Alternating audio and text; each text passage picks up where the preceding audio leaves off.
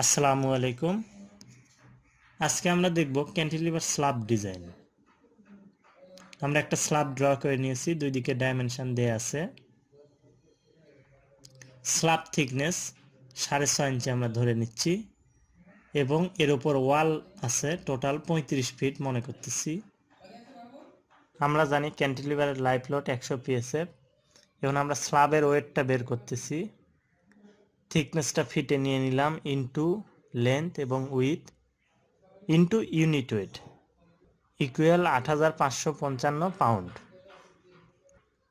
তাহলে ওয়ালের ওয়েটটা এখন বের করে নিচ্ছি। Volume into unit wait 19,950 pound এবং ফ্লোর ফিনিশিং থিকনেস আমরা 2 ইঞ্চি ধরতেছি।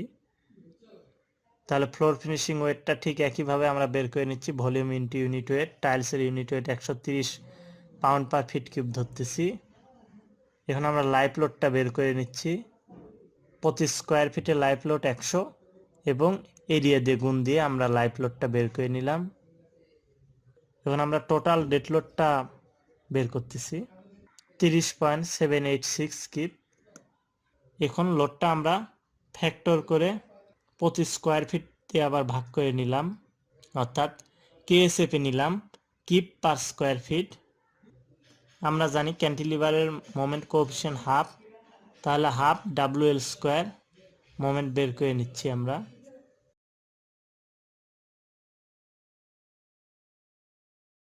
এত কিপ ইঞ্চ পার ফিট।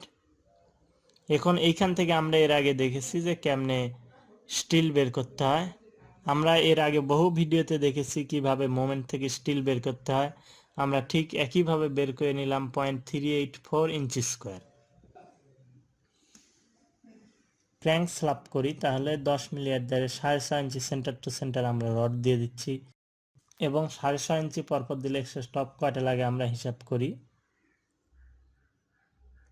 স্পেসিং 6.5 ইন্টু 2 ভাগ 12 ইন্টু রিকোয়ার্ড যে স্টিল 0.384 বিয়োগ ক্র্যাঙ্কের যে এরিয়া, ক্র্যাঙ্কের এরিয়া কত, 10 মিলি রডের এরিয়া 0.1216 এইরকম আর কি, আমরা 0.12 লিখছি ইকুয়াল 0.296 ইঞ্চি স্কোয়ার, যেটা আমরা আবার 10 মিলি রড দিয়ে ভাগ দিয়ে কয়টা পাচ্ছি 2.46 নোস।